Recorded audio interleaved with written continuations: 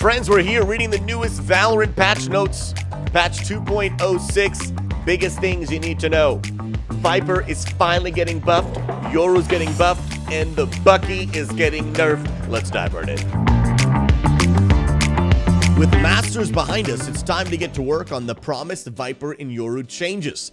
Details are below, but remember that we'll keep a close eye on how these play out once they're live. Slide on the headphones and enjoy the HRTF, which helps pinpoint enemy footsteps, reloads, and deathmatch respawns using a simulated surround sound space. Also, your love escalation means we're returning the favor with some ability updates and loadout variations of the mode. Oh my goodness, Bucky, look at your nerf. Let's check out the agent updates on VIPER. In the wake of Masters, we're introducing some bigger updates to our agents, with VIPER first in line. We looked at a lot of possible changes for her, but ultimately landed on changes that pushed what makes VIPER's play pattern unique and still resonate with her theme. When compared to other controllers, we want VIPER to make big, committed decisions that truly alter the map and how both sides plan around her influence. She should claim ground with force and dare opponents to challenge her. The updates to Toxin should also project more threat on enemies who consider pushing her smokes, and will hopefully add a significant bite to her Mark Toxic screen. Paired with a couple other buffs and some new tools for learning and practicing lineups, we're excited to see if VIPER can deliver on the deadly impact she promises while solidifying her spot on our roster. Let's check this out, okay? This is her Toxin, which is a passive. Enemies that cross through VIPER's Poison Cloud, Toxin Screen, or VIPER's Pit are instantly afflicted with at least 50 decay. So the moment you touch it, you're gonna get 50 health decay. Their decay levels increase the longer they remain in contact with Toxin. Ooh, that's a big change. That makes her more deadly. So instead of your health slowly going down, you're instantly gonna lose 50 of your health.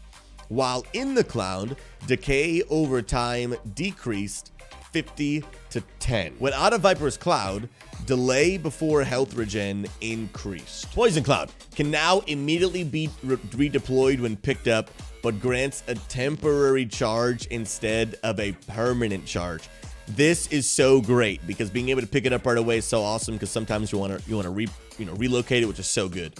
If active when VIPER dies, the Poison Cloud now remains up for an additional 2 seconds or until VIPER runs out of fuel. That's amazing, because normally when VIPER would die, all of her abilities would instantly just disappear. That is awesome. And, oh, this is great, they increase the distance and where you can pick it up. So if you accidentally throw it in the wrong place or by a little bit, you don't have to fully expose yourself to be able to retrieve it. You can retrieve it from a little bit further away without maybe turning that corner. That is actually super awesome. Toxic Screen. If active when VIPER dies, Toxic Screen now remains up for an additional 2 seconds. That's fantastic. Full blind distance from the wall increased to better match the blind distance from the edge of smoke. So when walking through the wall, you're getting like a split second of temporary blindness like you would from a smoke. Interesting.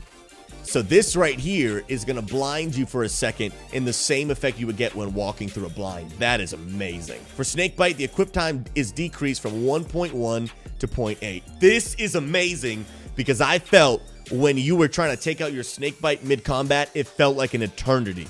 So a decrease is great. We'll have to see if that is going to feel like it's much of a difference, or if it still feels pretty long, but that's fantastic. That is awesome. Now, my question is, are these buffs going to be enough to reintroduce VIPER into the meta and increase her pick rate in ranked play? We're going to have to find out, but I know that I want to start playing her. Now, for YORU, is blindside. Well, let me read this again. YORU carries a fantasy that you've been excited to see through, but we believe a few restrictions have made it hard to access. Although YORU is a unique duelist on the roster, both in place and in playstyle, we think he should still be a strong contender for good compositions, and want to ensure the value he offers to his team is more consistent throughout a match. Okay. I'm very curious about this, because YORU, I feel like YORU needs more than just a buff. I feel like he might need a little bit of a rework, because in my opinion, and a lot of pros feel this way, he just doesn't really add much value to a team composition. Now, his blind flash activation time decreased, so his flash goes off a little bit quicker. Okay, that's great, from 0.8 to 0.6, and the flash duration is increased. Oh wow, that's a big deal, from 1.1 to to 1.5. So they almost like made his blind almost a third longer. That's a big deal. That's actually a really, really big deal. But that's just going to make him really, really annoying when he finally gets his blind off. Interesting. Okay, Gate Crash. Gate Crash is no longer refreshed on kills and is instead replenished every 35 seconds. Lifetime on the Gate Crash fragment increased 20 seconds to 30 seconds. The range at which Gate Crash fragment is revealed from stealth decreased from 7 meters to 4 meters. Okay. Visuals for visibility range added to the movement fragment. And the Dimensional Rift, which is his ult. Oh, instead of needing 7 points, he needs 6 points. And YORU can now reactivate Gate Crash while in the Dimensional Rift. Oh, wow. So he can throw his Gate Crash, which is his teleport orb, go into his ult form, which you can move around and be invisible to players, and then while in ult form, he can actually teleport back to his Gate Crash orb. Now that is a big change. That is a big buff for YORU. So now you can get the full length out of your ult form to gather intel and information, because you don't have to use the second half of your ult getting back to safety. You can use the entire time to get as much intel as you want and then teleport back to safety because of your Gate Crash. Let's talk about Killjoy. Killjoy can now pick up deployed nanoswarm grenades during the buy phase to get the charge back. Let's talk about the Bucky weapon updates. We want to focus the Bucky more on its actual primary fighting mode, which is the left click, and make that the strength you try to optimize when choosing a Bucky versus its alternate fire mode, which is the right click, which you normally do at a range. The right click should be more of a tool you can use when you can't get into the effective left click range or just need some reliable chip damage. The spreads are reduced on both to increase reliability and smooth the damage curve. The alt fire's significant reduction in pellet count is a trade-off to being able to extend the range as much as it does for a shotgun.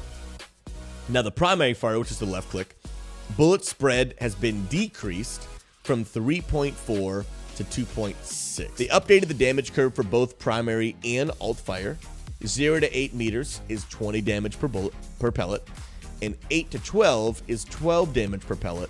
So obviously you're doing more damage the closer you are to them, right? That's really, really what a shotgun should be doing. Beyond 12 meters is 9 damage per pellet. They reduced the amount of pellets in a right-click shot from 15 to 5. Wow, that's a nerf, dude. Oh my goodness, that's a nerf and a half, bro. Wow. They reduced the amount of pellets when you right-click by 2/3, bro. Okay, that's a pretty big nerf, dude. That is a huge nerf. Wow. Modes, updates, escalation. We've taken a pass on a couple abilities to add depth to their gameplay and create some more dynamic combat situations, as well as added some spicy loadouts variations to the mix. Now, if you don't know escalation is the mode where you spawn and everyone in the game has the same weapon, and the more kills you get a different weapon, and then a different weapon, and a different weapon. It's a fun little mode that some people like to play.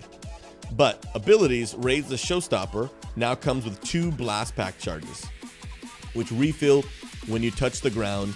Practice those boosts. That's actually really cool. Snowball Launcher now comes with skates. The increased mobility should give you an edge against the generally more lethal weapons. Does this really mean that you're literally going to be able to skate around and move super fast while throwing a snowball launcher? That's crazy. Okay. Big Knife now comes with 1 tailwind, which is Jet's dash charge, which refills on kill. Wow. So during the I think it's the final weapon, when you get the Big Knife, everyone's going to be dashing left and right. It's crazy. Loadout variations will be a bit of surprise, and they'll show up rarely. Let us know which ones you like. Interesting. Let's check out these competitive updates, okay? You can now view a person's career from the in-game leaderboard. We heard some of you asking for the ability to view more info around how the best of the best were doing in their games. So you can now right-click on a leaderboard entry and view their career to check out their match history, see details of their games, and look at their act rank. That's legit. If you're on the leaderboard but don't want to give away who you are, you can leverage our in-client toggle to label yourself as a secret agent. Cool. So let's watch this video. Oh, you can really hear where he's going. Wow. Bro, if you have 7.1 surround sound, this is a game changer.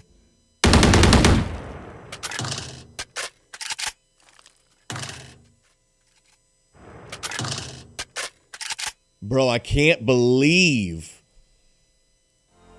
how clear of an update that is, bro.